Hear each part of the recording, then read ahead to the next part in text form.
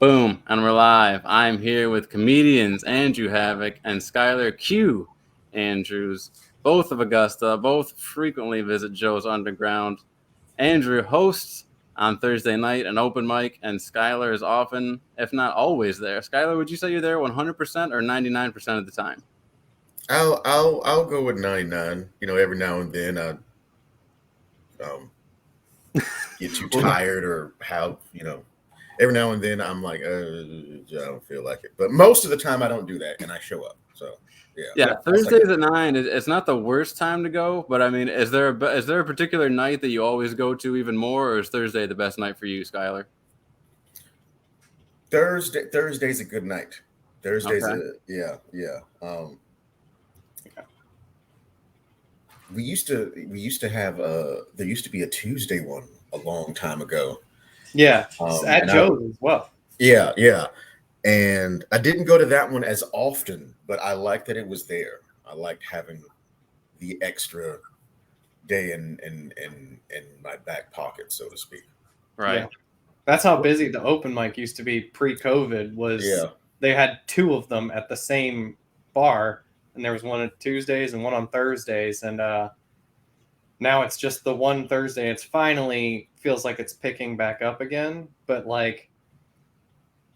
shoot, I'm not even there 100% of the time. There's times when I have to get somebody to sub out, and I've had EJ substitute host. I've had Rhonda substitute host sometimes, and I've been thinking more and more lately about moving the time earlier, doing like 8:30, something like that, just because it's gotten to the point now where we actually have people that come there, and a lot of people have told me yeah, I'd come out, but it's just past my bedtime, and I'm like, okay, you're a grown-up, you can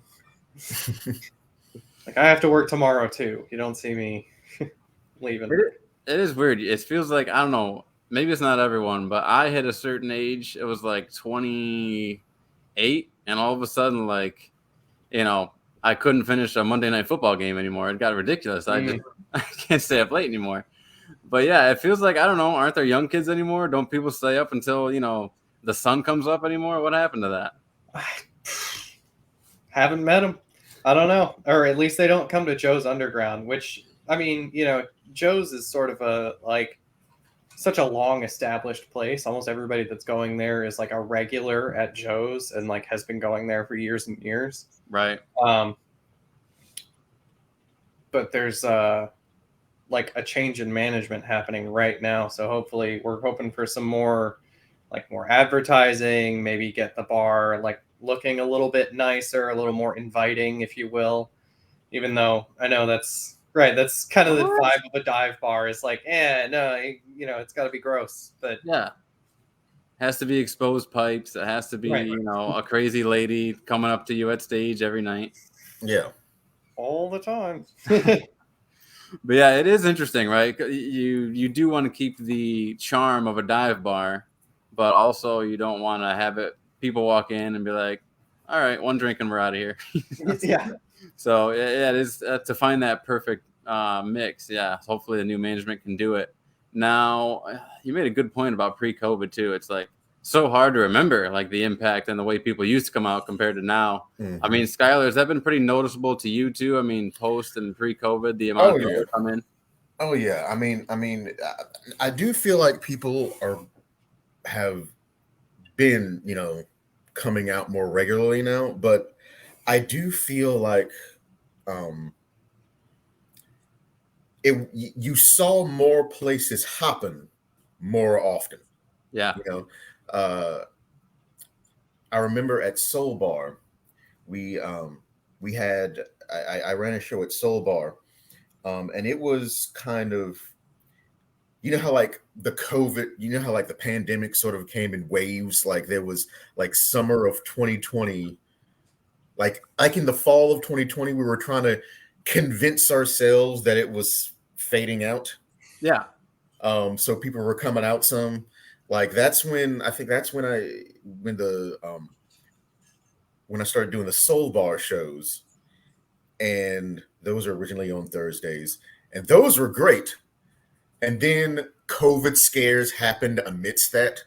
Right. And then we switched to Tuesdays, and I mean a lot of stuff happens, and the main thing I've noticed is that crowds happen, but they're not dependable. Mm. You know, Yeah. like it's not like Joe's or Soul or whatever your favorite hangout spot is. Yes, there are nights, I would even go far as to say often, where it's hopping, where there's a crowd, where there's plenty of people, you know, hustling and bustling. Yeah. But it's not like where it's, you know, such and such night at this time, you know it's going to be hopping. It's not like that anymore, you know. Right. No consistency. Yeah. That's a good point. And I also wonder, like, you know, people, this is going to sound stupid, but it's right in the name, right? Joe's Underground. But the fact that it's not at ground level, you got to go down some stairs, and it's a little bit hidden. You know? Right. So, you know, you almost wonder, like, could we get some neon signs up here or something? That's like exactly what I was about to say. You need a neon sign for that place. They have a big old white banner on the staircase to go down there that says "I goes to Joe's." Yeah. But it looks like it could even be an advertisement for something that's like down the block a ways. Right. It doesn't even like say like, "Hey, we're right here." It's like, it's like, "Hey, you know, why don't you check out Joe's sometime wherever it's at?" Literally a big neon sign with an arrow pointing down. Yeah. Yeah. It could even be like one of those ones that goes in motion, like the arms up here and then it points down. Yeah. But yeah, it's got its own charm. And what I love about it is the mix of people that go in there. I mean, you're going to get a performance like Andrew's where he's wearing a belly shirt and he's got a guitar. And then you're going to get a guy who talks about, you know, maybe having sex with Pokemon. That's not yeah, believe it or not, that's not Andrew. So you're going to get a wide range of people down there. Yeah. I'm not putting it past me at all to talk about that, but I would I don't know. It's gotten to the point now where I have enough people performing that I might have to start like putting time limits on people because like for the longest time it was like just the 6 of us down there total performers, audience, everything. It's just 6 people. Just get up on stage and eat up time because you know, the less time or the more time that they're on stage, the less time I have to be on stage. And like, you know, I don't always have an hour and a half of filler to just throw in there in between acts. And I mean, you know, the previous manager of the bar, he's like, you know, it's gotta go until it's gotta go, right? Like you gotta make the money that we're paying you or whatever. And so I just hadn't put a time limit on anybody. And now it's gotten to the point where I have 12, 14 people signing up in a given night. And when you start at 9:30, if everybody's doing freaking 10, 15 minutes up there, it gets late. Yeah. Yeah, and I remember pre-COVID, I mean, you were getting the light when you were up there if you were getting to go too long. So that's another impact from COVID, like you said, because you do have the bar owner expecting you to take up the time. I mean, it's not like he's just your friend and you're there for shits and giggles. I mean, you're there for shits and giggles, but also you're there for a show, to put on a show. So, I mean, you have to fill that time. So, getting the light again is an interesting part of it. And then just, you know, being the open mic part of it, not just comedy, being able to have people do musical performances, whether that's, you know, guys rapping about their pickup truck or the older couple there that came the last time I was there. They were fantastic. Oh, my God. He's been coming out more and more. Roger Bellows is his name. And oh, my God. He doesn't have any social media or anything. You can't find him anywhere. He just shows up every once in a while. I think he used to own like an instrument store or something. So he's got basically every stringed instrument under the sun. And I've seen him play everything from a cello to a banjo to a mandolin to like all that stuff. So, wow. And he's good.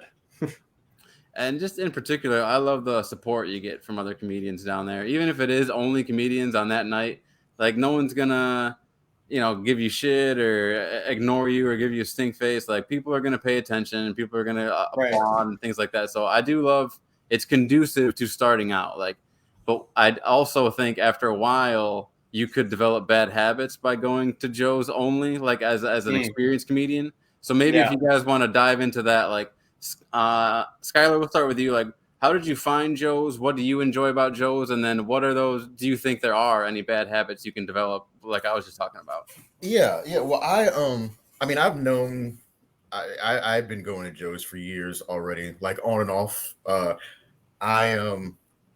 So like I remember when it like regularly had like bands playing there and stuff like that. Like so it wasn't necessarily, it wasn't a place that I always went to, but it was a place I went to when I was going downtown. And of course, after I started comedy and I found out that there was a comedy open mic there, or an open mic there where the comedians regularly performed, that's when I started going there all the time. And that's where I developed an affection for it. You know, it's a cliche comparison, but you know, it's Cheers. It's you know, it's our Cheers. And Absolutely. And but as far as the what was the second question? Because I want to get to them in order because the last one's a really good one. But what was the second how did you find it? What do you enjoy about Joe's in particular as a comedian? Okay. As a comedian, it's all, even pre-COVID, it's always been almost an ideal, not quite ideal, but very, very decent, very, very good dojo for doing comedy. It's a good, it was a good place to practice because it felt kind of low stakes, but when you did well, you still felt the impact of having done a good set. Oh yeah. But if you bombed, it kind of didn't matter. Like you, yeah. Even if I get a laugh, it's like 5 laughs. So the difference between that and silence isn't much. Right. No, but you know that those people that you just made laugh have either like already heard the bit before, or it's a new bit that you're like, okay, so this one is good because like performing in front of people who know you intimately and know your act that deeply, it like, I don't know, it's a even tougher test sometimes. No, yeah, I mean, just as an example, if you have someone who is going up there and they're trying to hone a specific routine that they've done multiple times that they want to take on the road with them, and you're like, okay, I mean, you can't keep coming back to this place where we all know you. You know, if there were new people here, that'd be one thing, but you got to look around and realize it's all the same people, man. Like, you know, it might not be the best place for that. So yeah, that's a good point. That might be the bad habits we were talking about too, because now once you're in that cycle and you slip up in a certain point, it's like game over. Yeah. That's definitely the flip side of that. It's especially lately, it's been easy to feel too comfortable at Joe's. And you'll just start saying stuff, which can be a good exercise with comedy, but you start losing track of how to, like, you stop trying to engage the audience. You stop trying as much to do that. Right. And that's an important skill to maintain and build up. And you can easily let it slip up in other venues. So that's the fact that it's too comfortable is a little bit, I know it's something that you're trying to work around. Yeah, I think myself, you guys know, I mean, when I get up there, I talk a lot about like current events, and I can get so lost in making sure I have the facts right and making sure that the premise is good that I forget a punchline, you know? So just having a punchline, I mean, that's the most important thing in comedy, and a lot of people go up there without one. Oh yeah. Yeah. So, Andrew, I'll kick the same couple questions to you. Like, how did you find Joe's? Even if we mentioned it before, what do you enjoy about it? And then what are some bad habits you may experience already? So I found Joe's, I like had known about Joe's Underground for basically ever. A lot of people in my friend group talk about it, have went there. Are you guys both from Georgia? Or sorry to interrupt. Are you guys both from Augusta? I'm originally from Michigan, but I moved here when I was like 6 years old. So I'm from the area. I grew up in Aiken. My origins are pretty much in South Carolina, but I was born in Augusta, and I've lived my whole adult life in the Augusta area. So okay, I don't have a problem saying, yeah, I'm from Augusta, basically. Cheers to Augusta. I did the special mug just for Augusta. All right, on. Probably has nothing to do with this Augusta. It says 1488 on it, but we'll go with it. Actually, 14. Yeah, probably not good. That's a racist thing, if I'm not mistaken. But we'll get past that. Yikes! Edit that out. Oh man. But yeah, so I had a bunch of people that had talked about Joe's before. It was literally the only bar downtown that I had heard the name of before, because I was, married for the first 5 years of my adult life, basically. Oh, we talked about that, Witch. Yeah, right. So when the divorce started happening, I was like, okay, well, I need to go find some friends. I need to find something to do, like some kind of hobby or something. Yeah. So I would, every once in a while, Joe's would have, 80s and 90s nights and stuff like that. So I went to that and started running into people that I used to know from my past and like hanging out with them and talking to them. And then eventually, once I started, my first time doing comedy was actually at Fox's Lair. And then I had known that there was an open mic at Joe's, but it was kind of, at that point in time, it was higher stakes than the other open mics, because that was when it was popping every Thursday. So it was like, this is where all the big time Augusta comics go to, work out and practice their stuff. So I was like, I don't want to embarrass myself in front of them. I'll start at Fox's Lair, where none of the other comedians go to, where it's mostly musicians, and then I'll upgrade to Joe's. So that happened fairly quickly. And then when COVID happened and everything shut down, they once the bars opened back up, they needed somebody to host. So I started, I offered, threw my hat in the ring, and been doing it ever since. What I like about Joe's a lot is pretty much similar to what you were saying. The crowd there, the people that go there, it's just all types, bunch of, freaks and geeks, as I've called them.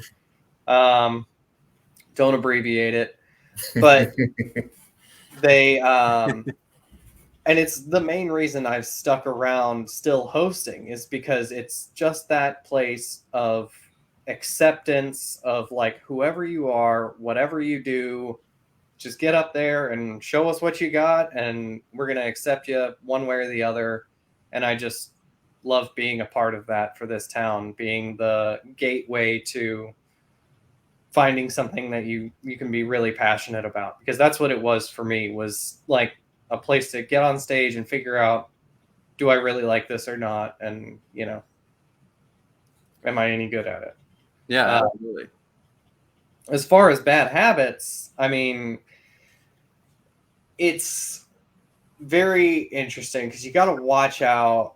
I try a lot. There's a lot of times when I'll get stuck in doing my same bits over and over again, especially if I see like two people that I haven't seen before. I'm like, okay, I got to do the pastor's kid bit. They got to know. They gotta, yeah.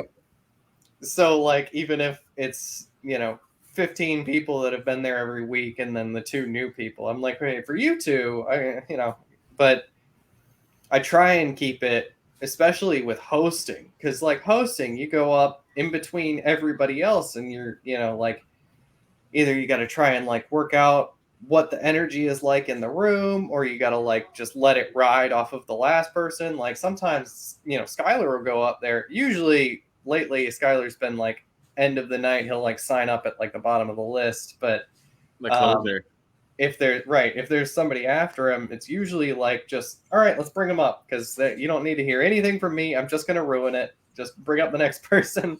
This is as good as the energy is getting. Yeah. EJ is pretty similar in that way. But yeah, it's mostly just, and it's made it clearer to me of like, if you do have a crowd of people that all know you and know your material, maybe that's the time that you do start engaging with the audience. These are people you know. You can just point at them directly, call them out by name, and make fun of them some kind of way. And if it's, pointed or accurate enough, then the next person, like everybody else in the bar also knows them. And you get, an actual pop from a crowd of people that you know, and Yeah. always feels good. So. And that's Skyler, you do like to close pretty often. I mean, is that something that you go, like when you go to other places, do you like to get as low on the list as possible, or do you like to jump around? I like to, at Joe's specifically, that has more to do with the fact that I just end up showing up late for various reasons.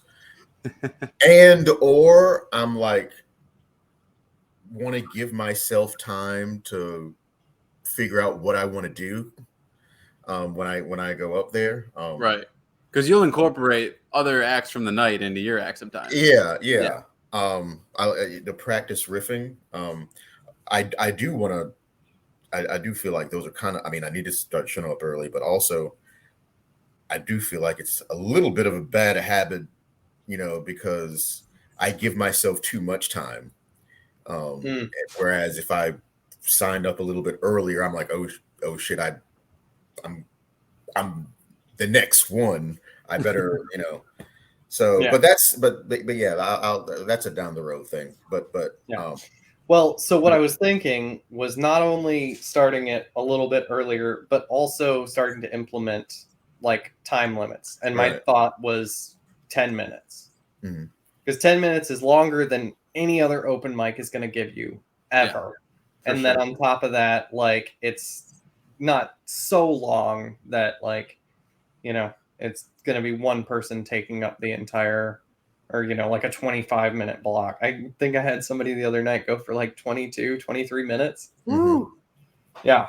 And this time it wasn't Pokemon. It was just widened to like, who's your waifu in general. So it was. Yeah, sometimes it turns into just a conversation up there, like a podcast. Mm-hmm. Yeah. Which like, if you want to make that a podcast, go for it. There's a market for that, I guarantee you. But Joe's Underground on a Thursday night at 11 p.m. Let's wrap it up. Because usually, I mean, 10 minutes, even for someone fairly experienced, is like a good amount of time. Oh, yeah. Yeah. So, like, it feels like forever to someone brand new. Mm-hmm. Yeah. Yeah. Or it feels like nothing if you, sometimes people like get caught up in a story and it's just a long story. Forgot what I was going to say. Go ahead. So, Skyler, when it comes to, I mean, your funny bone in general, when would you say it was developed? I mean, do you have like funny family members? Do you have funny friends? Like, when was the funny bone cultivated in Skyler Andrews? I mean, I do have all those funny family, funny friends. I like to think I've always been aware of funny. I've been the class clown at various points in my childhood. I wouldn't say all through. Sometimes I was the weird, quiet kid in the corner. I was that kid too. Yeah. But sometimes I was the class clown. I've always liked being funny. I sort of connect my sense of humor to other things, like to other. I think I just associate it with being creative in a more general way. Yeah. So it's why the reason I got into comedy to begin with, a major reason anyways, was I just wanted another creative outlet. Okay. And this was one that I always enjoyed, and it's always kind of stand-up comedy as a craft has kind of always been on my radar. And so there came a point maybe in my mid-late 20s where I was like, I'm going to try this at some point. So I don't know where I would trace the origin of it. It's just kind of always been there. but it's rooted in just kind of it's rooted in just kind of a commitment to creative endeavors in general. Especially, I'm a writer, so it involves a lot of writing. So I kind of look at stand-up comedy as like another kind of literary endeavor as well as a performance endeavor. So that's actually a huge advantage of someone who likes to write, because I mean a lot of comedians do not, and it shows. Yeah. So that's a huge advantage that you have as someone who doesn't mind putting pen to paper. Yeah. I need to do it more, as a matter of fact, because that's I don't know about you, Andrew. I don't know about you, Dillon, but I do feel like I do feel like a lot of the comedians in our circle are going through a growth spurt of some sort. Mm. The analogy that's been kicked around a lot is like molting, or shedding skin. I think a lot of us are going through a period like that where like it's painful and awkward, but you can tell that you're on the cusp of like really leveling up. I feel like most periods are like that. Yeah. They happen once a month. It's all bloody. Yeah. Right. I was about to say, I'm like, all the language I'm using is gross, but like that's all right. We're all having a comedy period. That's it. Yeah. I was gonna say comedy puberty, but I feel like that's an earlier thing. This seems like something different. This is your comedy ovulation is happening as we speak. Yeah. If I was going to comment, if you don't mind, real quick, if I was going to jump in, and I know none of you nearly as well as the two of you know, the rest of the group. But just as a quick note, if I was going to make anything, outside looking in, I don't think people are being authentic enough with their life. I think a lot of guys could really use like truth and their own personal situations instead of trying to throw out like what they think other people think is funny. I think really talking about like your personal like high school experiences, your dating experiences, like are you awkward? Are you really awkward? What do you like in a grocery store? Like I think people are afraid to really open up, especially after COVID, and we're not supposed to. I think that it truly mentally impacted a lot of people. And I think really opening up and making yourself vulnerable and not worrying about getting fired and not worrying about what people think of you, like would help a lot of people's comedy. If that's, real quick note. I agree. I think there are some people, like myself included, that probably like could use some new bits that are, based on stuff like that. I know a lot of us have bits that are like loosely based in that, but then like, you kind of go off into a imaginary land whenever you're like, this is a little bit too personal, this is a little bit too much. But I think that's I think you're right. That's kind of where some of the really funny stuff is. So yeah, I think if nothing else, I think it's important to like, even if you're not necessarily going to joke about your life, I think it's important to root your material in your experience. So like, even if you make up something, the scenario you're making up is still based on how you actually feel about something. Right. Because the audience will feel like that sincerity, like that actual passion, like, because you'll get riled up, you'll get actually angry or joyful or whatever you're trying to express, annoyed, whatever it is, because it's coming from a real place, and the audience will connect with that emotion. Absolutely. One of my best sets I ever had actually was totally unwritten, totally unplanned. I knew one thing going on stage, and that one thing was I am going to talk about how much I absolutely cannot stand being on a phone call. And it lasted like 7 to 8 minutes or whatever, and I just riffed on how much I hate it, and everybody was cracking the fuck up. I had like 2 or 3 people tell me that was the best set they'd ever seen me do, and I was like, you're kidding, right?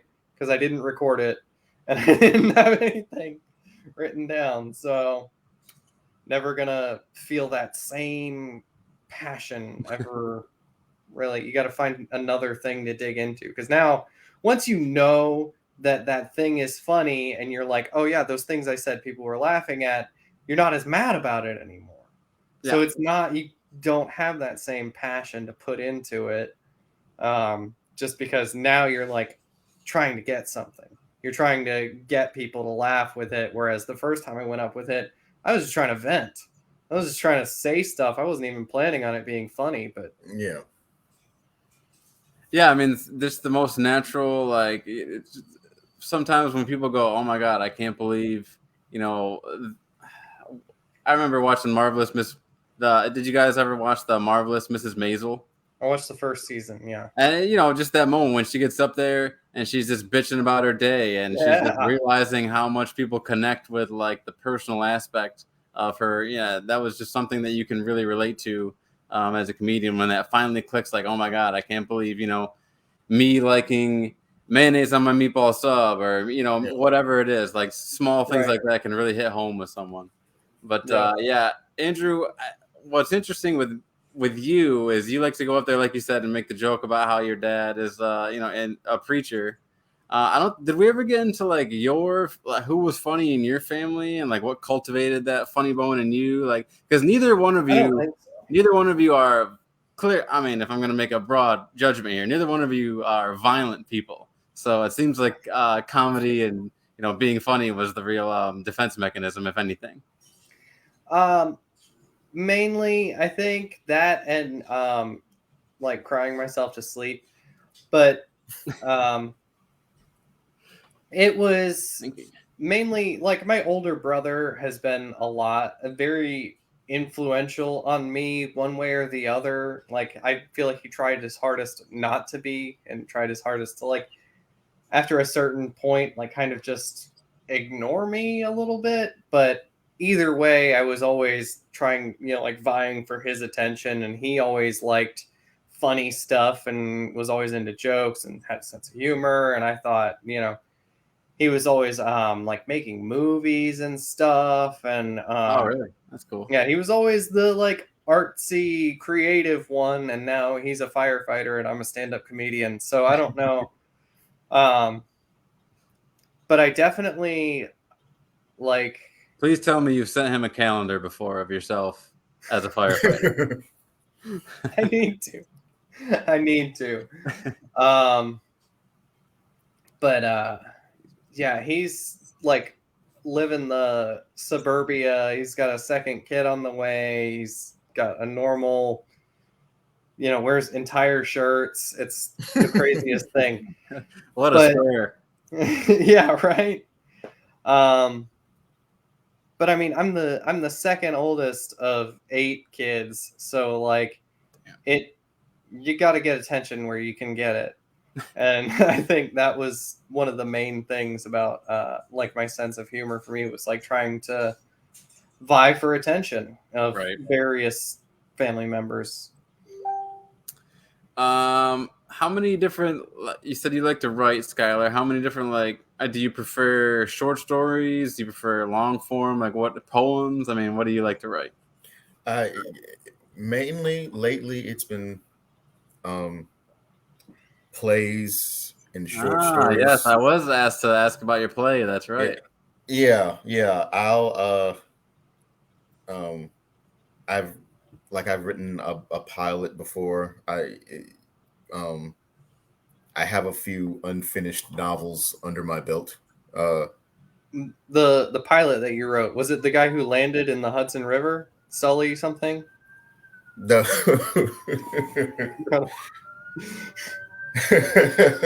took me. I'm like, what? Oh, yes. Mr. Sullenberger. The pilot that you killed. Some words mean two things. That guy has a sitcom name, Sully. It's right. Sully.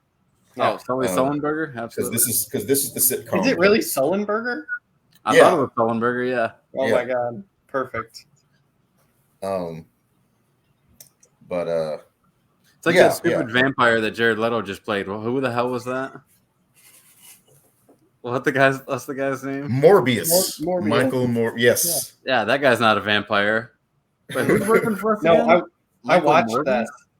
I watched that the other day. Turns out he doesn't say it's Morbin time even once. Hey, I don't know if either of y'all remember the 90s animated Spider-Man series on Fox. Don't. Okay. Actually, yes, I do. Yes. Yeah, on Fox Kids. That's where I didn't grow up with comic books so much, but that's where that and the animated X-Men show was where I got a lot of my initial Marvel knowledge. Because every character guest starred on the Spider-Man show. Oh, for sure. But I bring it up because Morbius was in several episodes of that show. Oh wow! There was a whole story arc, and it was a kid show. So one of the ways they would bowdlerize the fact that he's a vampire is he had. I remember him having fangs, but he didn't bite people.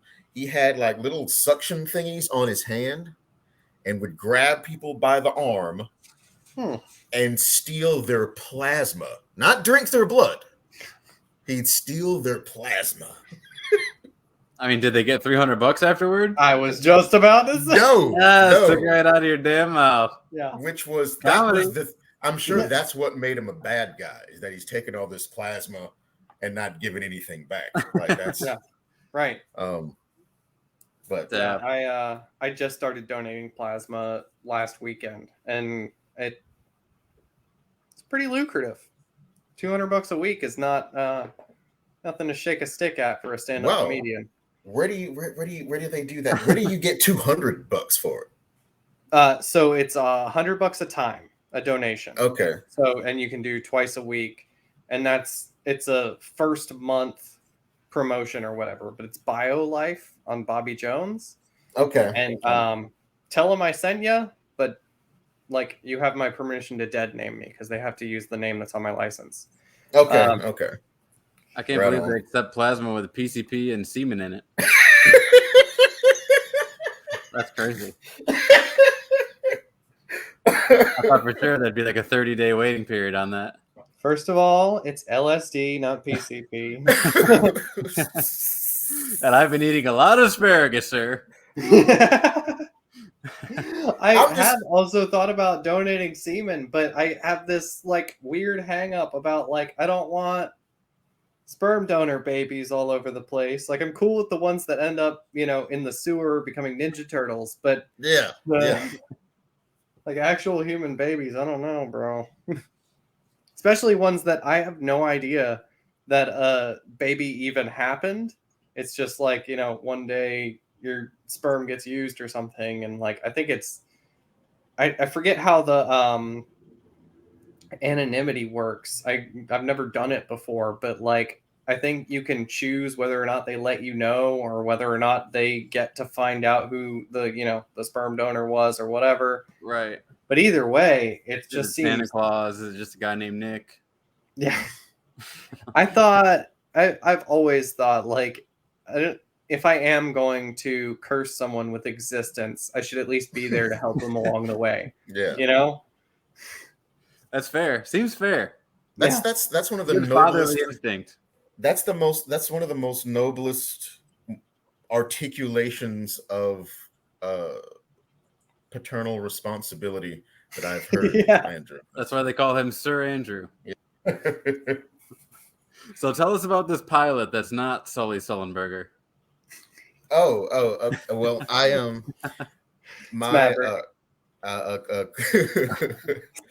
a close friend of mine and I produced a podcast a few years ago that we're going to start up again at some point soon. Yes. But it's Judgement Night Radio Hour. Yes, that's it. And it is it's basically an anthology show.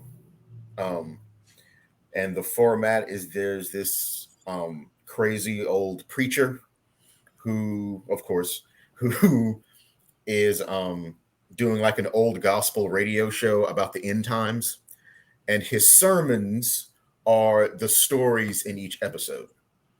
I caught a little bit of episode 3 today, and let me just say, sir, the perfect voice for it. You have the perfect voice for it. My God.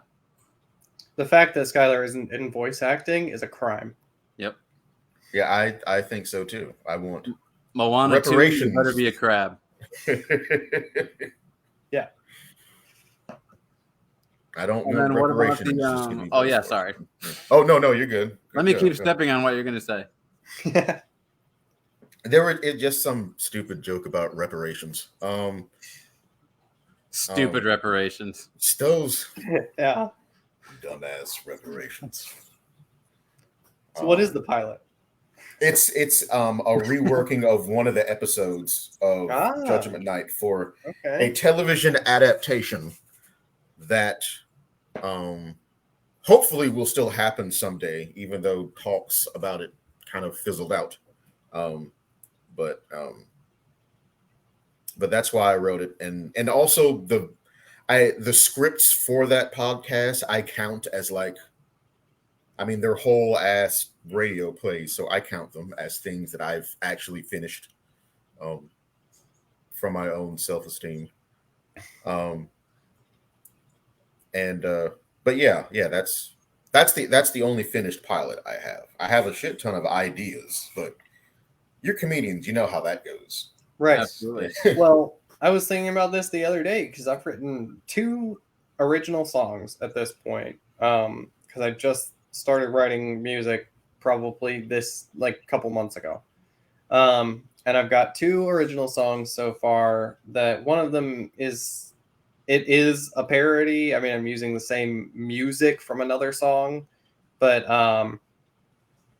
one thing I've realized with the songs, even because I thought, a musician, usually you write a song, you record the song, and you perform that song the same way every time until you're dead. But I was thinking about it the other day, and I'm thinking like, why can't it be a living, breathing thing, just like all of my comedy bits, where like, I get so tired of saying like, the other day this happened, or like, talking about something like it, using the same wording every single time. It's every one of my bits is like living and breathing a little bit and changing a little each time. And I feel like that same way with the songs. Every time I think of a new like a new way to strum a thing, or like a new way to like rearrange the lyrics a little bit to where I can make it fit better or make it sound smoother or something like that. I've been altering them just tiny bits at a time, and I've realized like I think everything that we create can kind of be like that, where it's always changing a little, or at least it's different every time you perform it. Oh yeah, I mean, even with these podcasts, particularly with the football one I do, I'll get done and I'll look at my notes and be like, how the fuck did I forget to bring that up? Like that was the one thing I wanted to talk about the whole time. I forgot to bring it up. Like, what am I going to do? Edit it in later? I can't do that. So yeah, the little things like that can drive you nuts. Just, chasing perfection, and you never get there. But at least if you enjoy it, it's what keeps you going. It's what keeps the audience coming back. Yeah. Yeah, that's what's awesome about it for sure.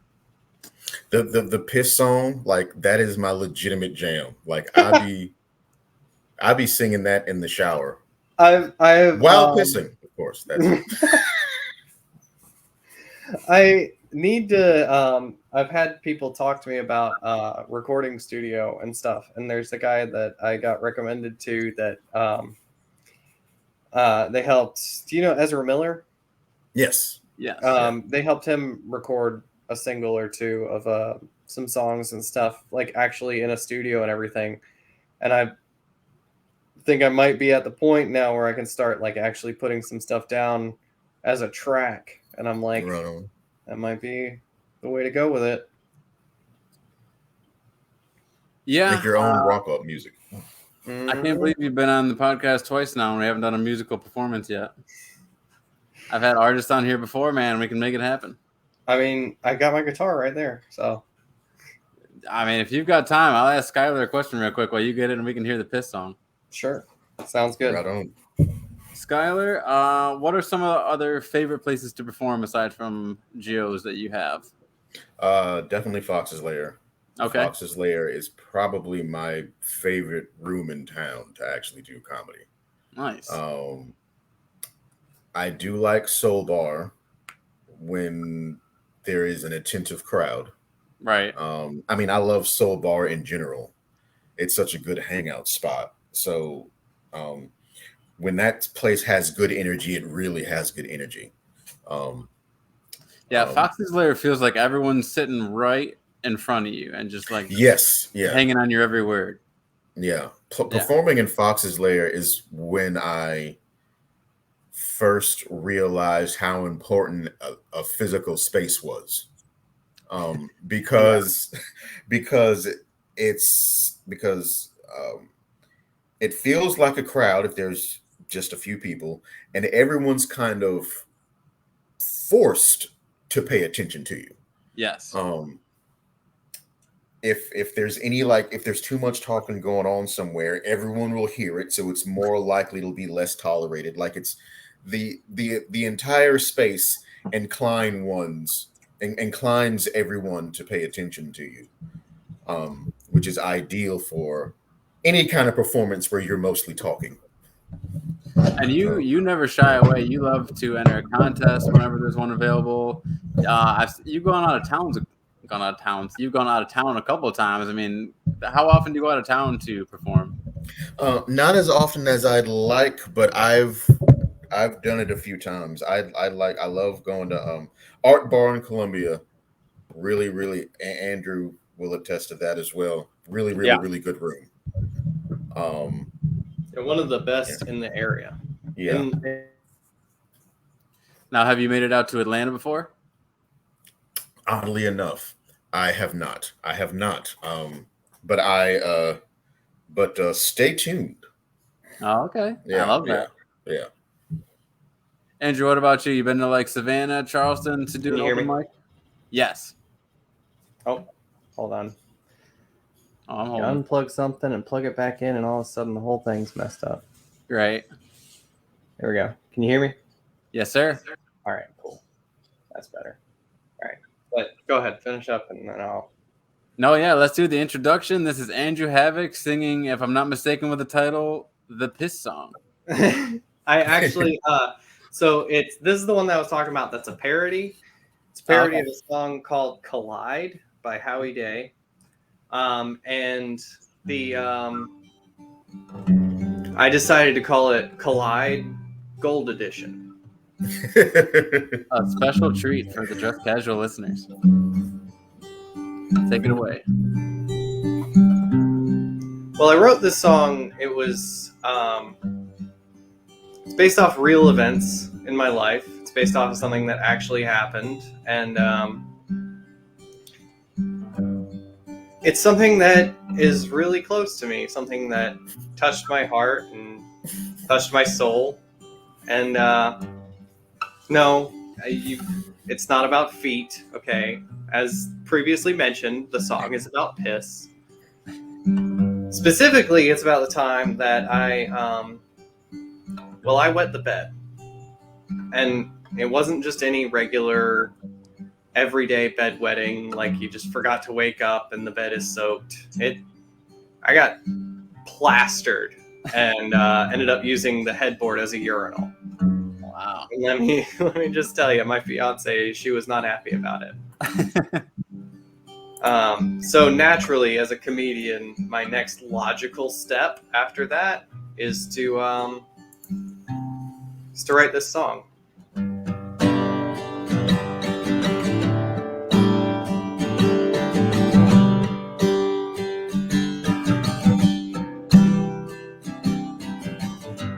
The dam is breaking, urine soaking through, your frantic waking, 'cause I pissed all over you.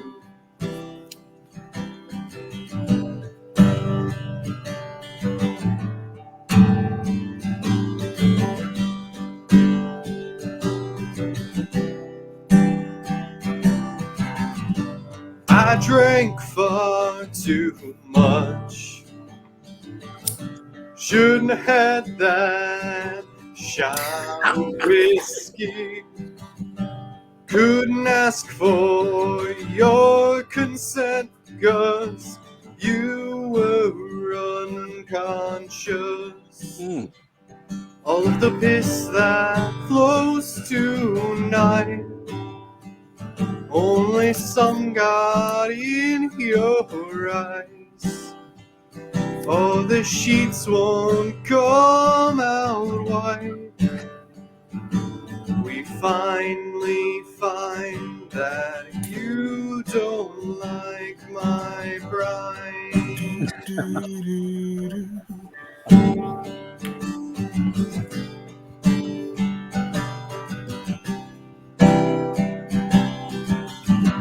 I'm glad your mouth's closed.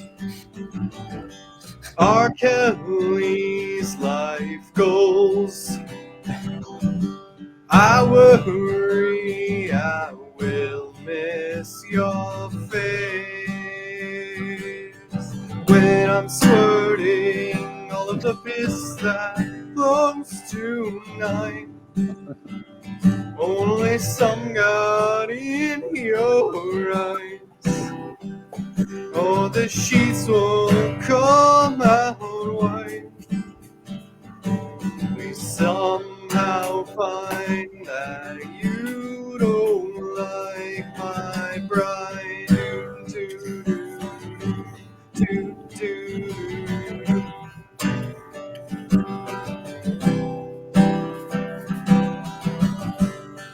Hey Dylan, have you ever realized how white wine looks like good pee, but tastes like bad pee? Preach. Close tonight, with some got in your eyes. Sheets won't come out white.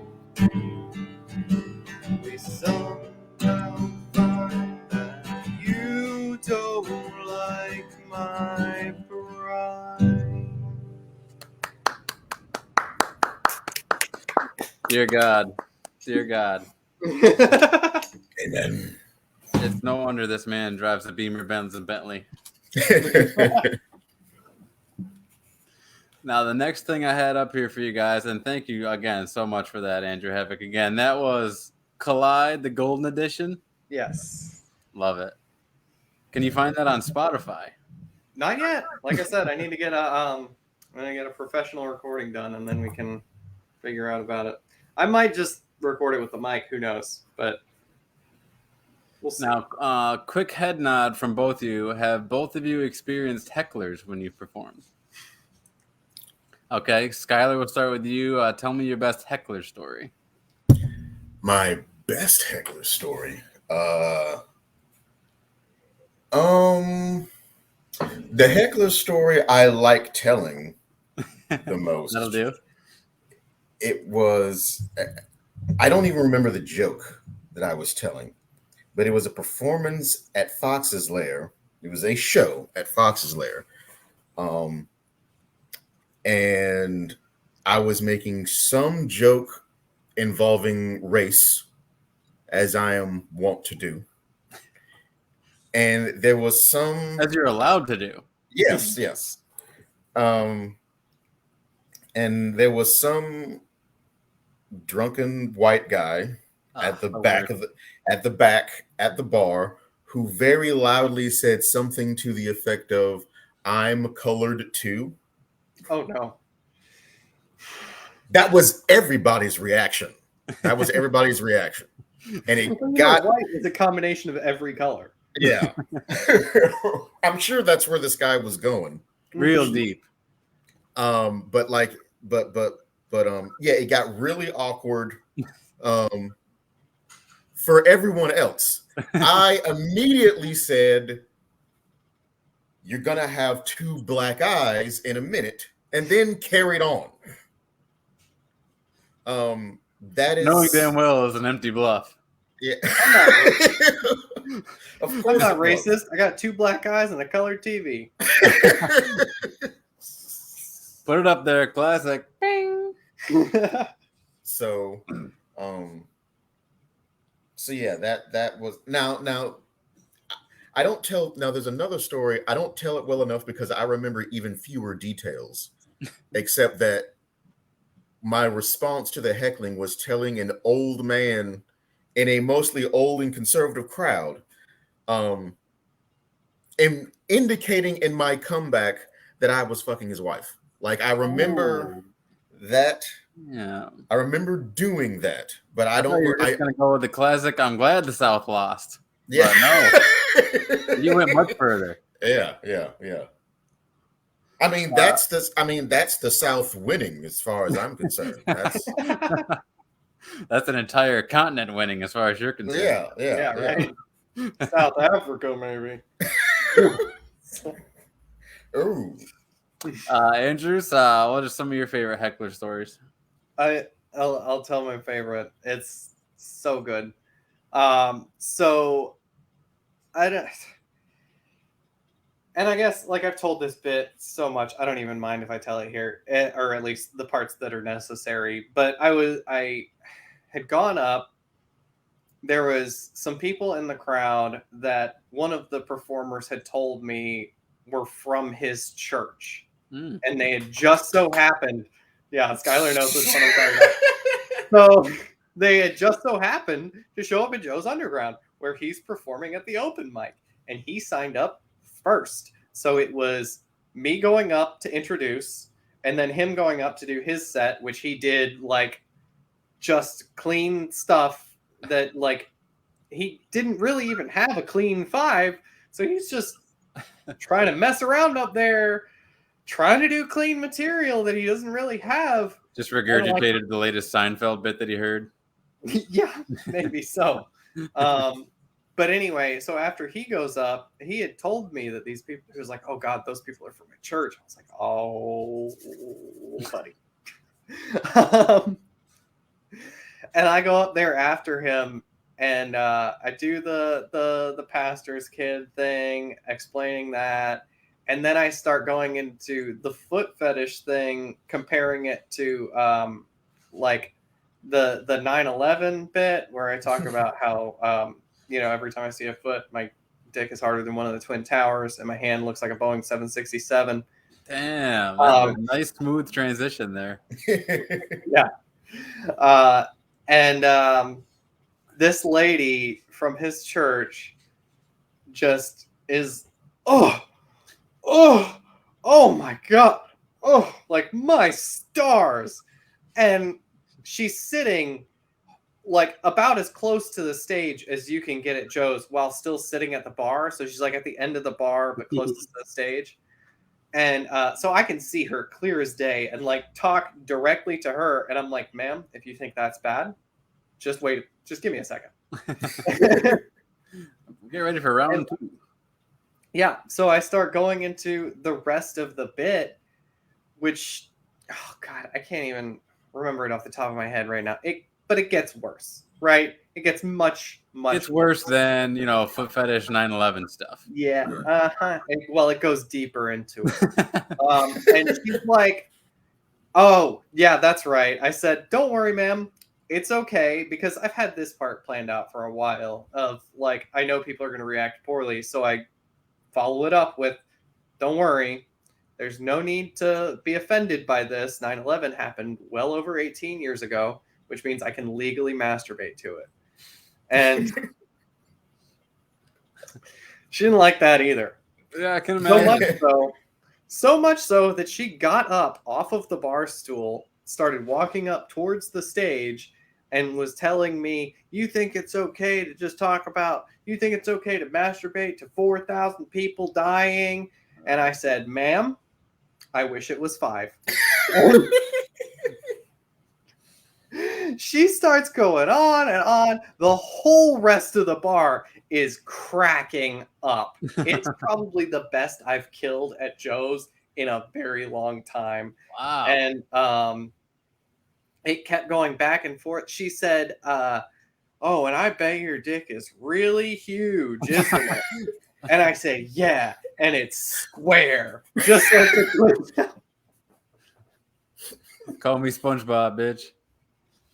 And it just, at a certain point, Chris, the bartender, he's walking through. He had just been outside, and he walks in from smoking a cigarette, and he's walking past this lady who's standing up, interacting with me.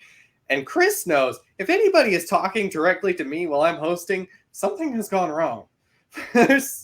People don't usually do that unless it is a heckler, which happens more than frequently. That's why I did the face when you asked about him. But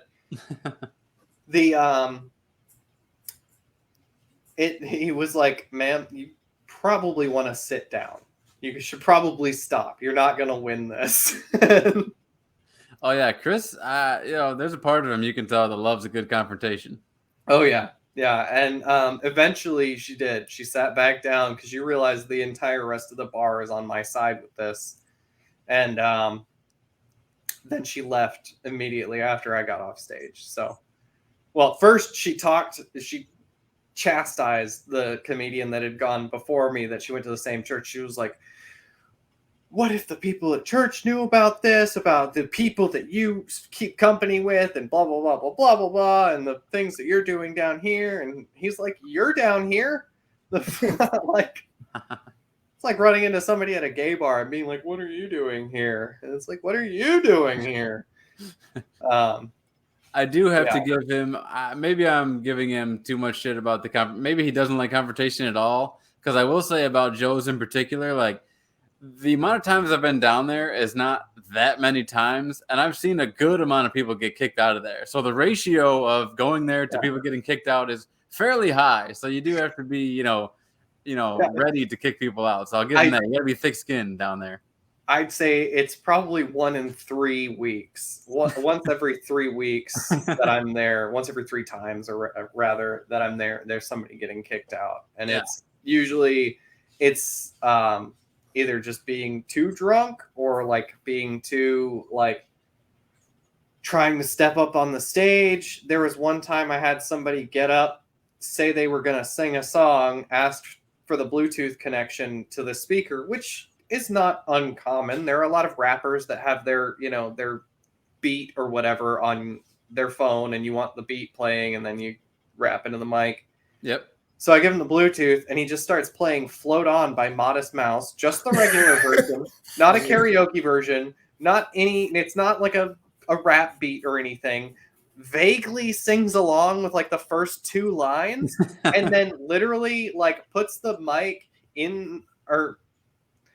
puts the mic back into the stand, and then gets off stage with his phone still playing. Actually, this is when it was still an aux cord. It wasn't even Bluetooth. So he leaves his phone on the stage on top of the speaker playing Float On by Modest Mouse. Wow. And now I was not like, there's no way I was going to expect that to be the song that he played, because he looked, of course, and this is not, I'm not like, I know Skyler's here and everything, but I'm not trying to profile this. Looked like a guy who was gonna rap. Earmuffs. He looked like he was going to rap. I thought he was going to rap. I mean, you're saying he was Asian. If it's a white guy, you can usually tell if they're about to rap something. But yeah, and then he just gets off stage, and I'm like, the stage's empty. Float On is playing, and I'm like, is he done? He just went and sat back down at the table with all his buddies. So I get back up on stage, unplug his phone, and I'm like, well, I guess that was it from so-and-so, and just got to move on with it. And that's like literally the only thing I will not let somebody get on stage and do at Joe's Underground is karaoke. This is not karaoke night. That's Saturdays. If you want to do karaoke at Joe's Underground, come on a Saturday. Thursday nights are for your own creations, you know? The Modest Mouse thing is funny. I liken it to, and it brings up my subconscious racism too. I liken it to whenever I see a black guy wearing a Steve Nash jersey. I'm just like, really? Of all the basketball players? Huh. Okay. Interesting. Whatever. Yeah. That's who you like. Modest Mouse, whatever. Yeah, right. And the jersey, though, is like they bought that. Yeah, I know. Or, I don't know. That could be a hand-me-down, I guess, but kind of a good transition here. This is a thing down here, especially at Joe's, a great mix of people. That's the only sample size I have. But like, you guys have performed at other bars. Andrew, we'll start at you. We'll put you on the spot here. It's something I've heard comedians talk about. It's not anything because I've only performed at Joe's, so I haven't performed for a quote-unquote black crowd or a white crowd. But Andrew, have you ever performed for what you would consider a quote-unquote black crowd? And if so, how did it go? I have, and it went well. Okay. It was, I guess they're a production company, Hilo Art. Is that, I don't know. Skyler might know more about, like, I know they produce. Skyler knows production, more about it, huh? Promotion, like that, It's like Prestige Worldwide from Set Brothers. Yeah. But anyway, they put on a comedy competition, which I didn't win, so it's not, obviously didn't go that well. The old reverse racism. Yeah. Yeah. Yeah, I think it was like more nepotism in reverse. Racism, but nepotism starts to look a lot like racism when the person running things is a different color than you. So, but anyway, I was watching this contest because I was going up sort of in the middle-ish, somewhere around there, like beginning, middle.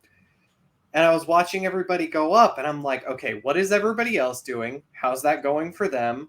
What do I need to adapt with my material? And one of the things that I noticed with everybody that was doing well, and it was definitely a urban room or a black room, whatever you want to call it. I've heard so many people call it an urban room, and I'm like, isn't that outdated? Isn't that? But anyway, yeah. I have. Let's just say what we mean here. Yeah. Anyway, one thing I noticed about everybody that was doing well is very like high energy level. Like you're out there, you're jabbing and doing punchlines, and your volume is a little bit higher, your cadence is a little bit faster, maybe, or right. Like at least just more punchy. Or it's hard to describe, but more energy is the general term I think used in comedy, is a higher energy level, and it's just a lot more performative that way. Yeah. But I got up there, and the first thing I said was, "What's up, everybody?" And they're like, "Yeah, woo!" Because they still have energy at that point. And I'm like, "Yeah, I woke up this morning and my teeth were bleeding," and they just fucking.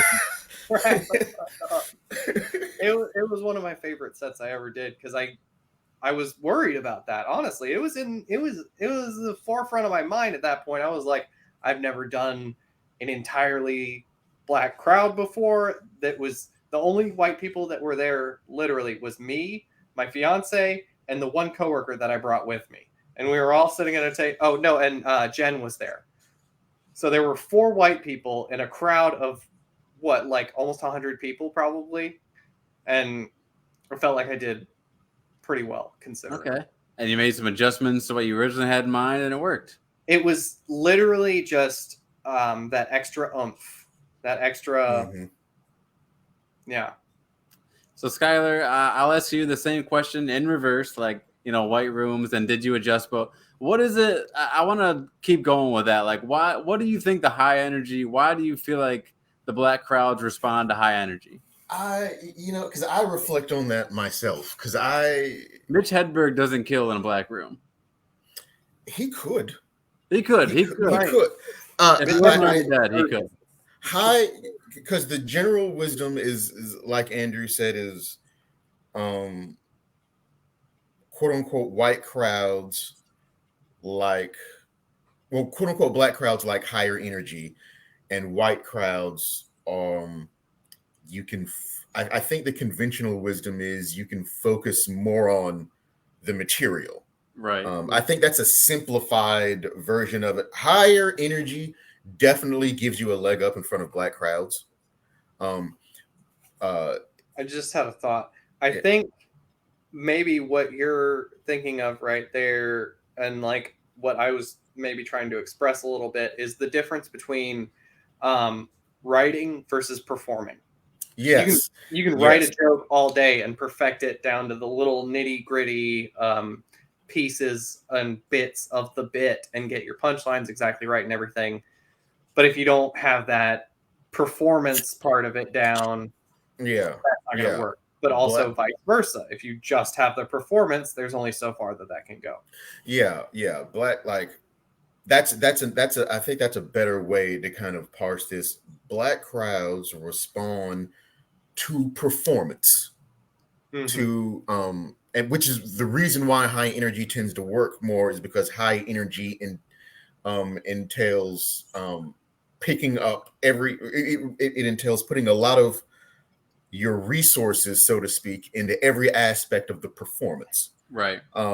Whereas that majority white audiences aren't necessarily looking for that, but in front of a black crowd, you still need to have good material. Yeah. And in front of a white crowd, you still need to perform. And if you do good on both, you'll be good with both crowds. I think when one is used to the other, and it like if you're not used to black crowds and you don't do well in front of them, it's probably because you need to work on your performance, and vice versa. Yeah. Now, as far as like cultural reasons why that is, it's weird. It's feel like I know, but I don't know quite how to explain it. Because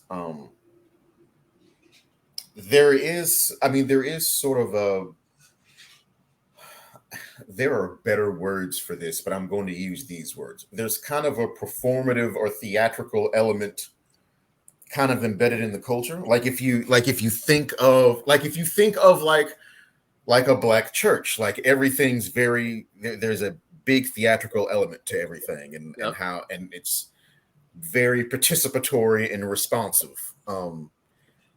So that's a good point. So I mean, I do think that's a cultural thing that isn't necessarily as simple as be louder and move more, although that might help for you. We'll say that there's another difference right there. White church versus that black church type of thing. I feel like the black church type of thing is more improv, and then the white church thing, because there's like call and response in any church that you go to. But the white churches, they have it scripted. It's all in the book. It's like the Psalms, but they're split up into call and response things. Or it's like, say amen and then amen. In a black church, you say amen whenever you feel the amen coming on. Right. But in white church seems just entirely scripted the whole way through and through. And then black church seems more like whenever you feel the spirit. Does it just come down to white people just simply aren't as fun? Like, is that what we're really getting at here? I think that's either that or white people are just smarter. Oh wow! Here I thought. Obviously, come on. We got the battle of the racisms going on. We got plot twist. The transgender one's the racist of all of us. Can we do that? Can transgender just be a race? Would that make it better? If Whoopi says it's okay, I say it's okay. Yeah, it'd be, if it was a race, it'd be much easier to be transphobic. I'll say that much. I'll say that much. I was also in this vein. I was thinking the other day, when I was growing up, I was homeschooled. I went to white church. I went to Boy Scouts, was mostly white people. I didn't have a lot of interaction with black people growing up. There was this one black guy that we had taken in. He was Shows, right, Skyler? This guy. Yeah. But there was this one black guy that my family had taken in, and he lived in our house for a while. And just like he needed a place to stay or whatever. And his name was Mr. Green. It was basically my only interaction with the black community until I was almost an adult, probably. You called him Mr. Green Mile, didn't you? You know,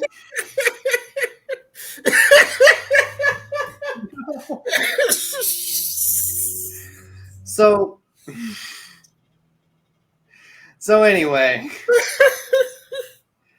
I would not I definitely wasn't racist, but I was thinking the other day I might now describe myself back then as black phobic, because I was I didn't know. It was a little bit scary. Black people kind of frightened me a little bit. They made me nervous because if you were black phobic, but you weren't racist. No, I'm just exactly.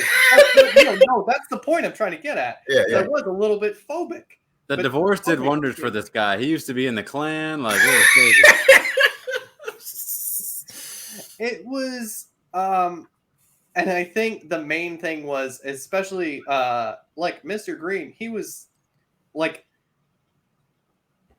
he always had a way of, I couldn't tell if he was kidding or if he was actually about to whoop my ass or something. He would just get this serious face, and he, I could never tell if he was actually mad or if he was about to be nah, I'm just fucking with you 2 seconds later. And you got to imagine, through slavery and Jim Crow, that's something that was perfected. Yeah. Oh, sure. Yeah. Whatever you say. Yeah. Oh, this is priceless. I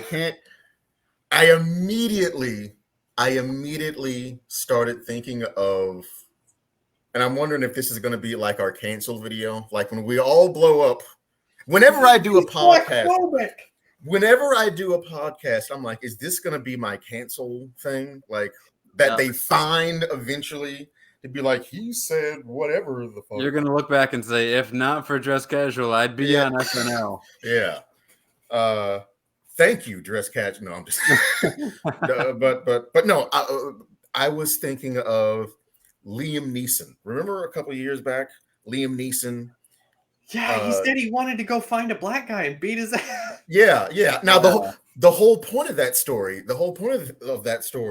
was him saying, yeah, I freaked the fuck out and I was nuts for a second and I pulled back. The point of, and people gave him a lot of shit for that, and people might give me a lot of shit for this, but I'm like, yes, that was crazy. And it's really, really weird that Liam Neeson saw fit to say that at a press junket promoting a movie. I feel like that was something bubbling up in it. I feel like that was low-key therapeutic for him. So that's very weird. But also, I kind of wish more white people did that. Because that's going on. Yeah. You know that there are 1,001 Liam Neeson stories. There are 1,001. I didn't know a lot of black people, and I thought XYZ, and I had really stupid views, and da da da da da da da da. Yeah. Well, see, I think that is probably the most powerful, at least for me, the most powerful and influential argument against censorship, especially censoring racism. If you start censoring racism, all of a sudden you have no idea who's racist. If you stop censoring it, they come out of the woodwork. They openly say things that are racist, and you're like, oh, I won't hang out with that guy. Yeah. But if you censor it, and then they just they're not posting racist stuff on Facebook because Facebook will take it down or they'll ban them, then you like have less, you don't know as well who it is and who it isn't. But if you allow them to say whatever they want, they'll make themselves obvious.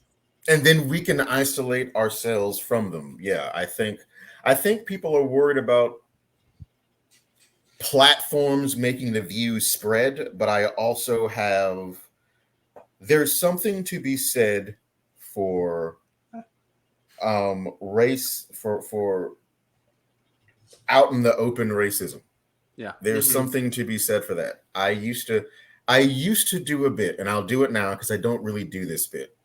But I used to do a bit where I talk about how years ago, I'll just tell the story instead of the bit. I don't know why I'm saying that. Yeah, but I saw on A&E, back in when I was a kid on A&E, I saw a special on the Ku Klux Klan. It was a documentary about white supremacist groups. And my dad was in that one. Yeah. Oh man, if I had a quarter. No, but no, I saw a section of it was they showed footage from a Klan rally, and it was some Grand Dragon or whatever they're called. Yeah, Cyclops, wizards. Yeah, Dungeon Master, whatever it is that they're called. They really fuck around in the Klan more than you think. Dungeon Master, classic.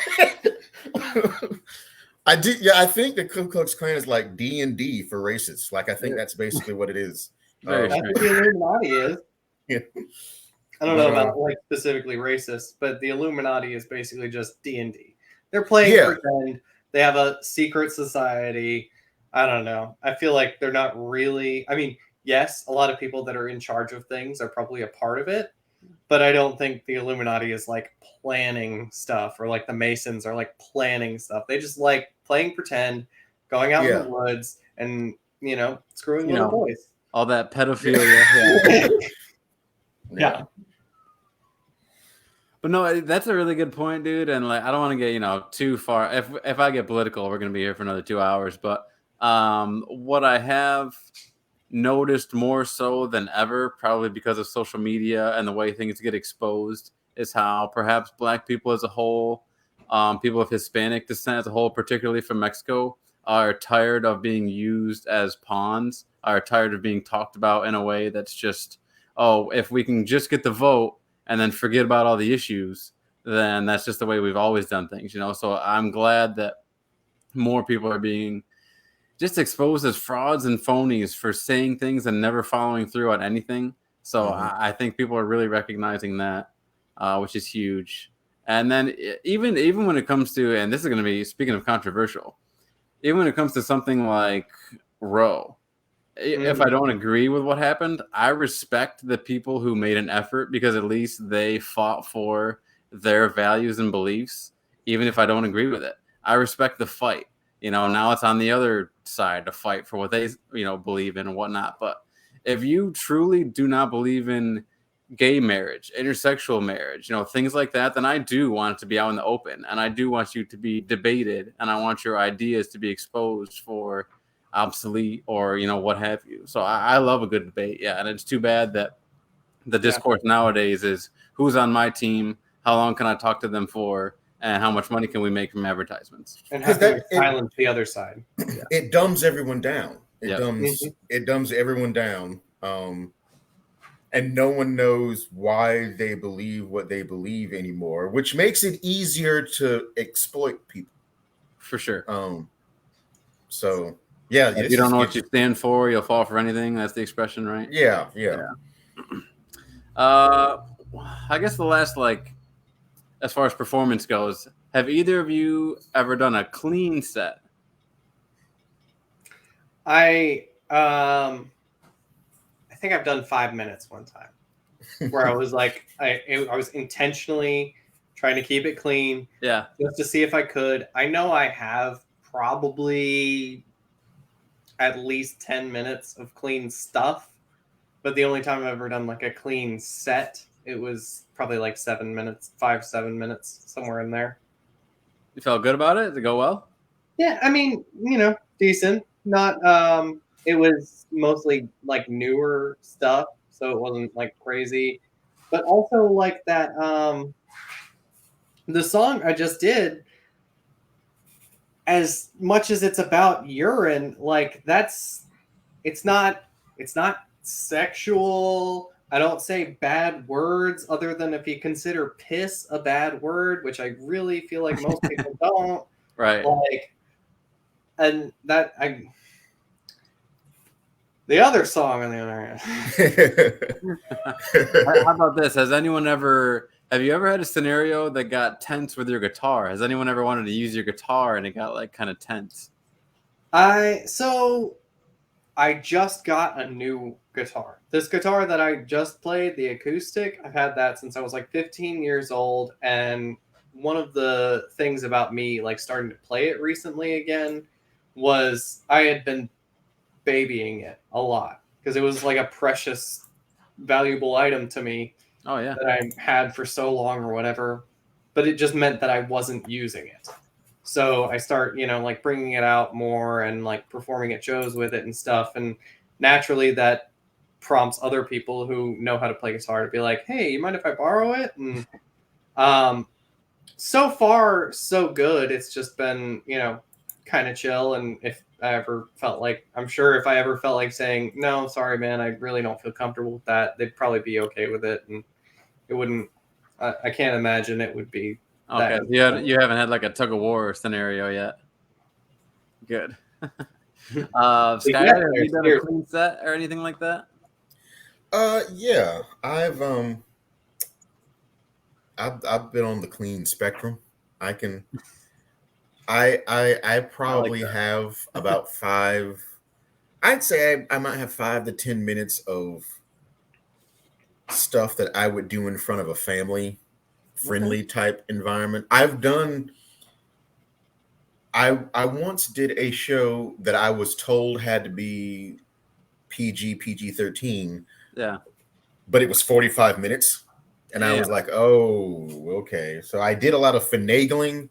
And also it was outside and there were lots of like interruptions and mishaps. So that helped. I don't know if I don't think I would say I have 45 clean minutes. But I've done clean sets, and I try to develop my material in such a way to where I could redo it if I want, right. Without losing it, which isn't the same thing as being a clean comic. I don't want to be a clean comic, but right. But I do want to be able to, like, I like the challenge of doing a dirty joke for a clean audience, because if you do it right, you can make the audience do all the heavy lifting in their head with all the dirty stuff. Like, I didn't say anything wrong. You're the one who thought about big jiggling asses or whatever. Like, whatever I'm trying to make them think. And you have participated in several comedy contests, correct? Yeah. I've done a few. Yeah, they're pretty enjoyable. Even if you don't win, at least you hone your skills. I gotta imagine. Yes. Yeah. It lights a fire under your ass. You get very craft conscious when you're doing contests. Even if you kind of know you don't win, you're not going to win, but it does make you go like, let me try, and the trying builds a momentum. Like I Andrew, you tell me if you felt this. Like, you kind of, after it's all done, you find yourself appreciating the craft process a little bit more when you're a little bit more competitive like that. Does that happen to you, where it's like, well, yeah, once I get over the bitterness and jealousy, yeah. Once I get over the fact that looking up that guy on Facebook and being like, all right, what the fuck? Yeah, once I get over the fact that Dan Danner got honorable mention, I'm good. Yeah. And wasn't interrupted and taken off stage. That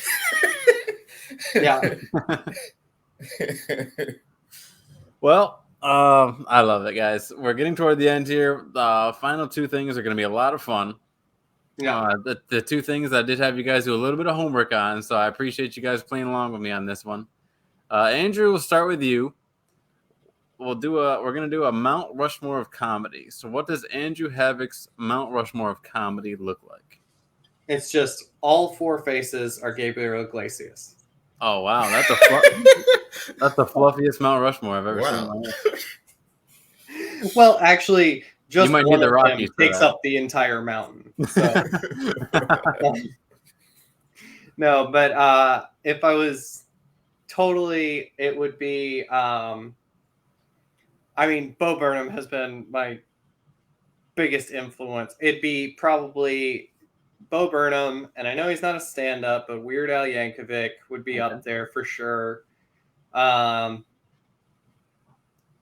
Dave Chappelle, and oh god, it's probably between Carlin or Hedberg, like George Carlin or Mitch Hedberg. Very tough choice. Yeah. No Cosby, I noticed, of course. Yeah, well, I wanted the Rushmore to stay awake. You figured you'd leave that one to Skyler. Am I the only one? Whenever I think of Mount Rushmore, I think of Richie Rich and the hidden fortress they have there. Oh my God! I think there's a Family Guy episode. They do that same plot. Well, yeah, my wife's saying yes too, so I'm not the only one. Okay, good. Skyler, what's Skyler Andrews' Mount Rushmore of comedy looking like? Don't say Bo Burnham. I promise you I won't. Although I like Bo Burnham a lot. I used to say Pryor is on here, and now I say Pryor doesn't count because he's like beyond. Oh yeah, okay. That's like putting God on a Mount Rushmore. Yeah.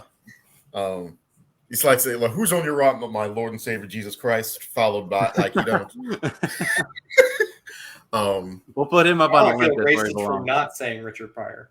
Yeah, but definitely Paul Mooney. Paul Mooney. Carlin. Now it's weird. I kind of should put Carlin in the same echelon as not counting.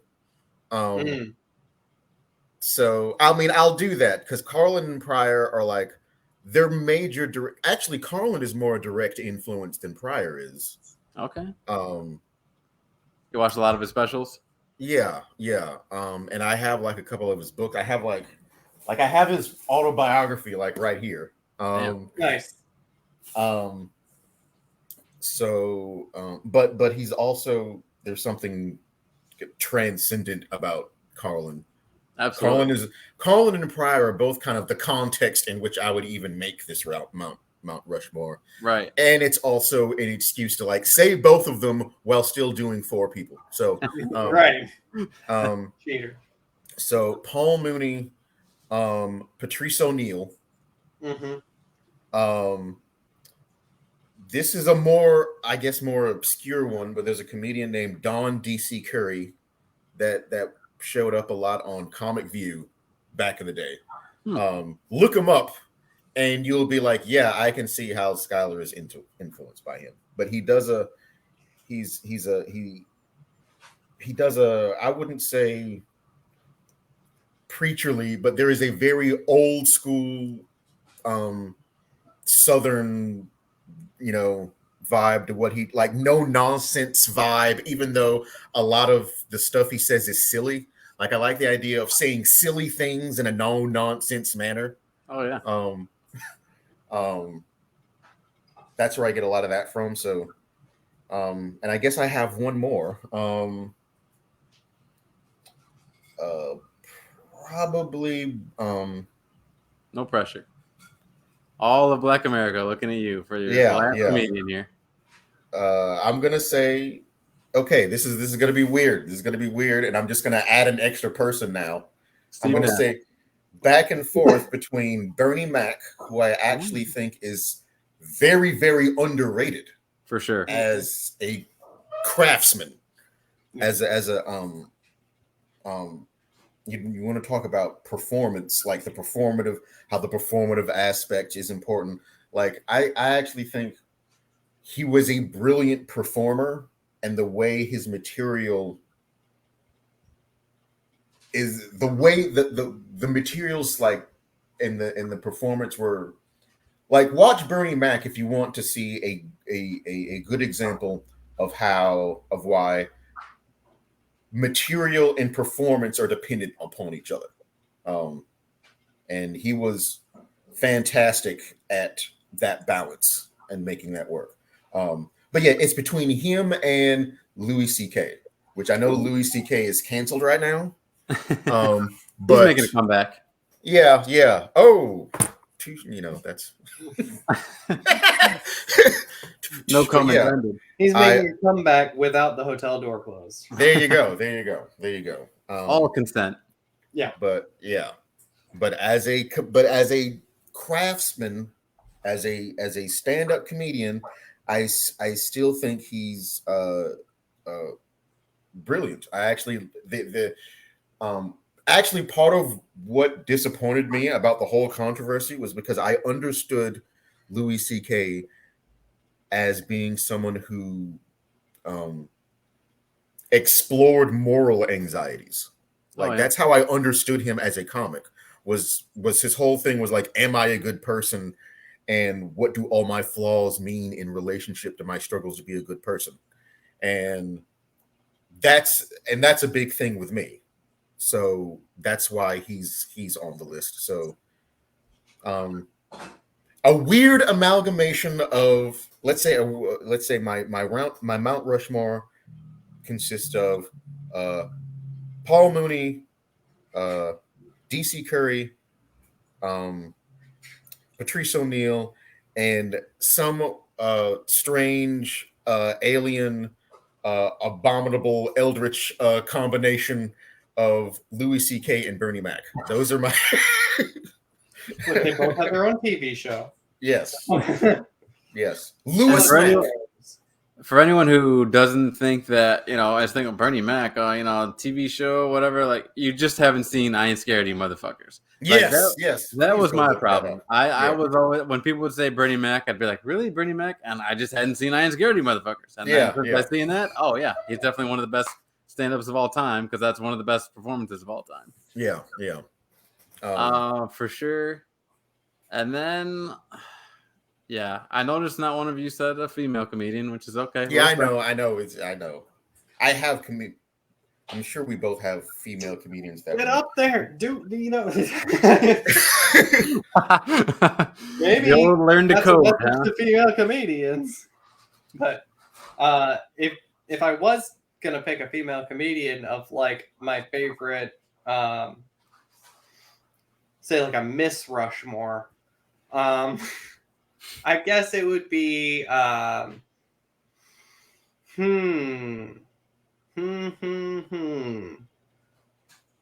It's hard to say, but especially as of recently,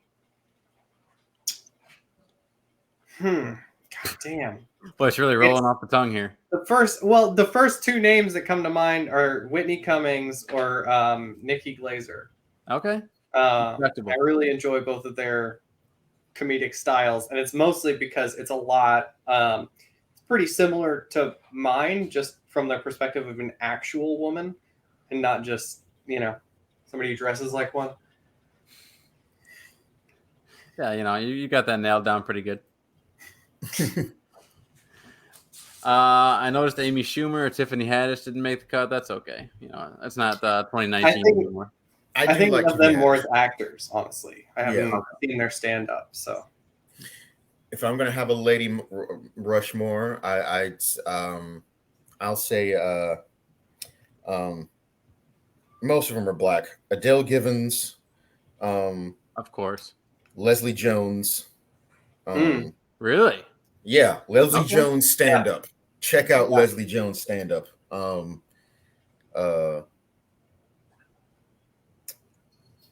Let's see, Adele Givens, Leslie Jones. I like Wanda Sykes. Wanda Sykes. I don't know if she'd be on my Rushmore. She'd be one of my favorites. She's one of my favorite comedians, period. She did an amazing job as the porcupine from Over the Hedge. Yes, absolutely, yeah. I mean, Over the Hedge was just comedic gold all around. Mm-hmm. All around, all the way through. Well, guys, we're getting to that point in the podcast. This is it. This is the much anticipated, the meat and potatoes here. Yeah. Oh boy. Please don't overplay it. The roast battle to end all roast battles between to end all of them. Okay. And Skyler. I hope it's the last one. That's the way that points are going to be accumulated are as such. We'll start off with the veteran here, the one who's been on the podcast first, Andrew Havok. He will start off with his best roast of Skyler Q. The man to make the other man laugh.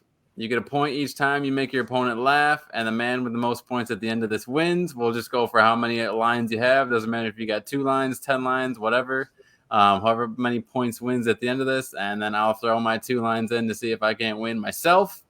But with that said, with noises edited for effect later through editing tools, Andrew, why don't you kick us off here with your first roast? All right. Well, I mean, one of the main things that, like, the first thing that you think about when you see Skyler, when you hear Skyler talk, is how is this dude not narrating a nature documentary about penguins fucking? He held it in. Okay.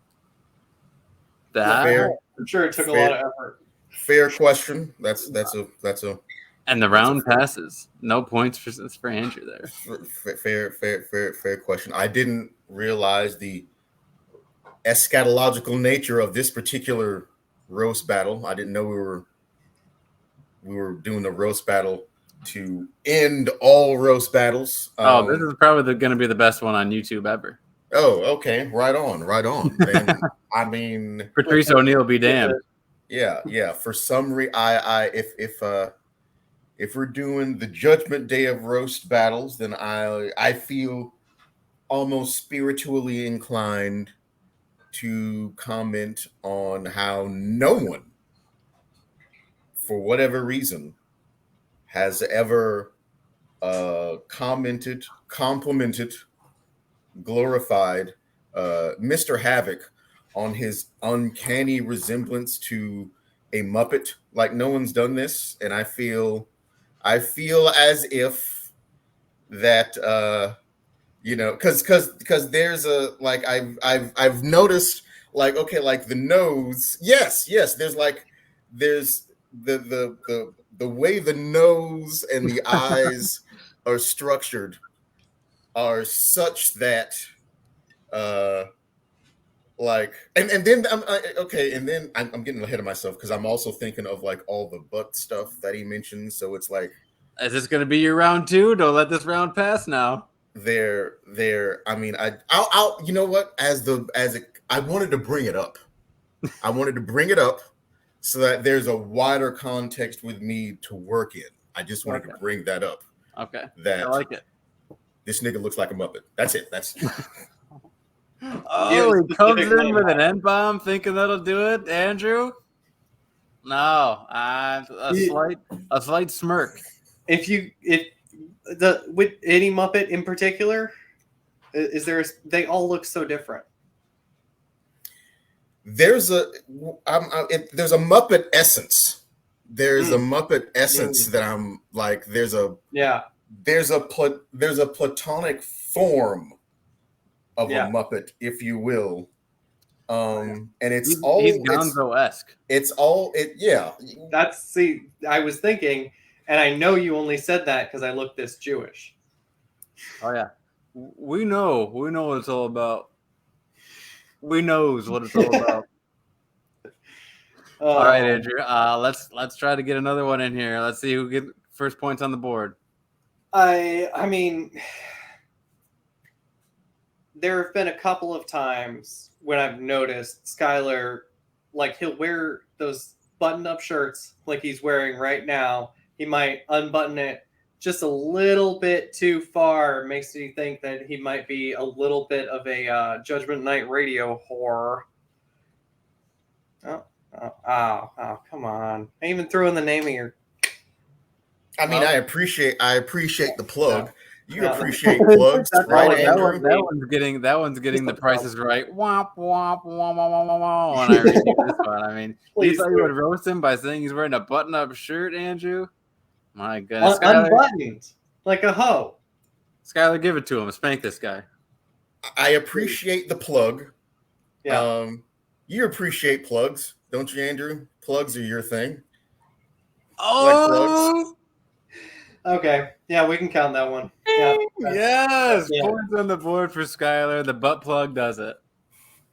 I knew it. I knew that would do it. All right, we got a retaliation here. Yeah, I mean, it's just no. I lost it. I was gonna something with hair plugs, but I lost This it. might be a 10 count. This might be a 10 count. I don't know. Like I said, I'm terrible at this. Skyler, we have a new roast battle champion on Dress Casual. Skyler Q Andrews coming through strong. Oh, Do yeah. Do I get a belt? I'm sure I'd use it for different reasons from Andrew if I had one. Well, you definitely need one. Getting that final, the salt in the lemon, the wound there. I love it. I love it. You got to kick them when they're down a little bit. This is, this isn't. Yes, you have officially been crowned the Dress Casual Roast Battle Champion. Until you get dethroned, sir, you are officially the champion. Let me see what I can do for you guys here with two of my own little roasts I got for you. Andrew, this. We'll see how far I strayed from what Skyler had to say here. Andrew is a lot like Weird Al. If Weird Al liked to have things shoved up his ass. Seems a little derivative of Skyler's bit. I know. He basically took my joke. I said something about you, Andrew. I don't know. Maybe if you think people just kind of you scream Weird Al and butt play. As I would, right. That was the intention. Let's see if I can bring it home here with some points on Skyler. The only thing whiter than Skyler's name are the women he has sex with. Yes, I got one. Yeah. I'm gonna have to give you that one. All right, hell yeah! What a way to wrap this up. Skyler Q Andrews, Andrew Havok, thank you both. You both have been very generous with your time, and thank you for joining me. Hopefully, we can do a part 2 of this thing. I really have enjoyed it. Andrew, is there anything you'd like to plug before you get out of here besides your own butt? The podcast, Cry Havok. I see it scrolling along the bottom here somewhere. Absolutely. Then, I would hate to leave any platform out. Are you both on the TikTok? I have a TikTok. I haven't uploaded anything. Yes, but I do have Instagram, Facebook. Both of those are pretty active. And then Cry Havok is on pretty much every podcast platform that's available. And and Joe's Underground on Thursdays. Every Thursday night. Like I said before, right now it's at 9:30. I'm probably about to switch it to 8:30, but I will post that on Instagram and Facebook whenever the time comes. Beautiful. And I will definitely post links in the description of this to both of your profiles. Skyler, is there anything you'd like to plug? Anything you're working on before we get out of here? Yeah, there's Judgement Night Radio Hour. That's on pretty much all the platforms. Haven't been new episodes in a while, but do stay tuned. That is changing. And I'm on Instagram, Skyler, SkylerQA, and on Facebook, Skyler Q Andrews, writer and comedian. And there's not a lot of Skyler Q Andrewses, so just Google me, I guess, and you'll find some shit. But those two things. Yes, make sure to throw in the Q because you'll be surprised how many Skyler Andrewses there are. Yeah. And they're all not black. All right, guys. Yes. Thank you so much again. We really appreciate it. Dress Casual fans, we will see you later. Skyler, Andrew, enjoy the rest of your weekend. Thanks a lot, guys. Bye.